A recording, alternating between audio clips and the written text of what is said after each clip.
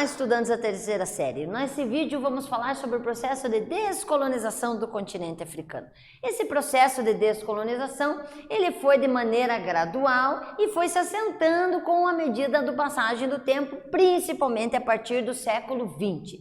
Isso se verifica nesse mapa onde você deflagra uma mensagem literalmente linear através das cores no mapa, identificando que se dá a partir de 1949 uma intensificação desse processo de independência. Observem que nesse quesito nós podemos observar e realmente compreender esse processo primeiro de independência. A primeira coisa a destacar é que todos se dão a partir de 1949. Alguma coisa lembra vocês?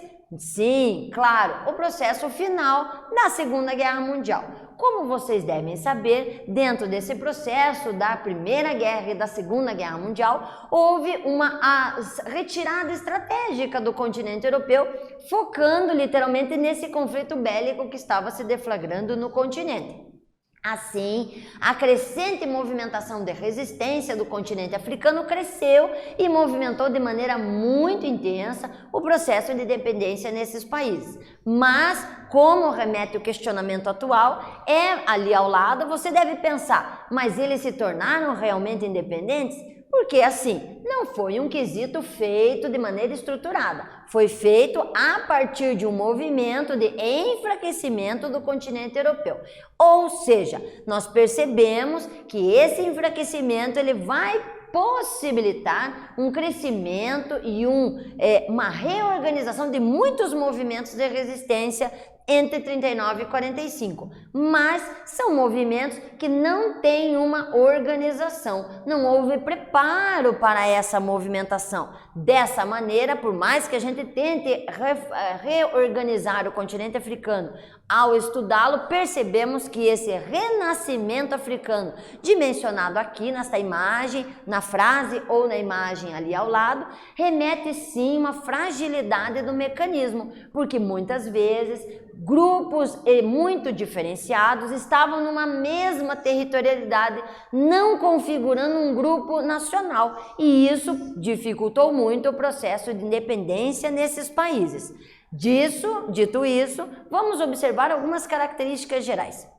Claro que o processo de independência, então, foi se atrelando gradativamente, de acordo com a força dos nativos e do povo colonizador.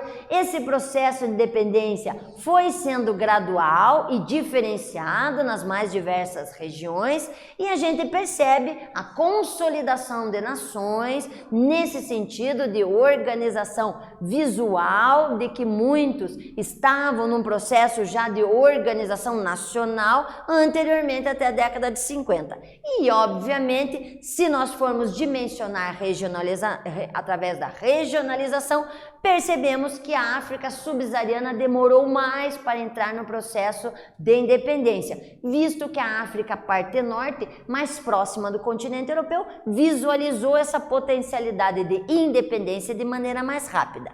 Esse processo se verifica aqui e vejam que esse mapa assenta a ideia de que existiram países, principalmente ao sul, que só conseguiram se organizar na década de 80 e década de 90. Ainda mais quando olhamos que em 2010 consegue separar o seu território, já então separado. Então observamos aqui no mapa a existência do Sudão, que é um país grande, mas muito dividido. E em 2010 conseguiu decretar a independência da parte sul. Então, ao invés de eu ter apenas o Sudão, eu tenho Sudão e Sudão do Sul hoje em dia atendendo uma necessidade nacional.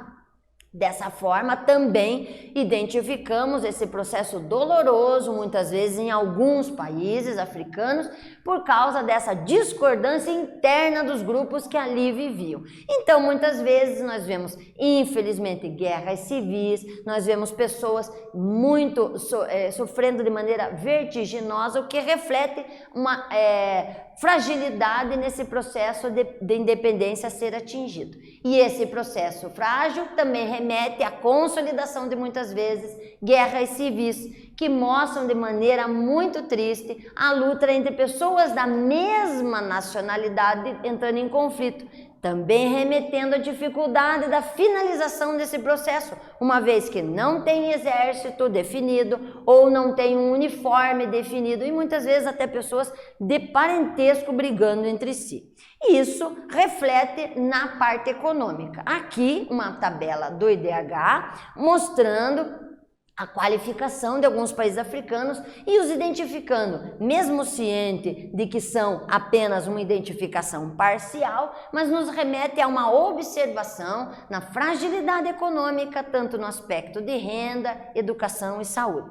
Aqui também o quesito da importação e exportação, para que a gente olhe que mesmo com essa fragilidade, nós temos um caminho cada vez mais franco e inovador para todo o continente africano.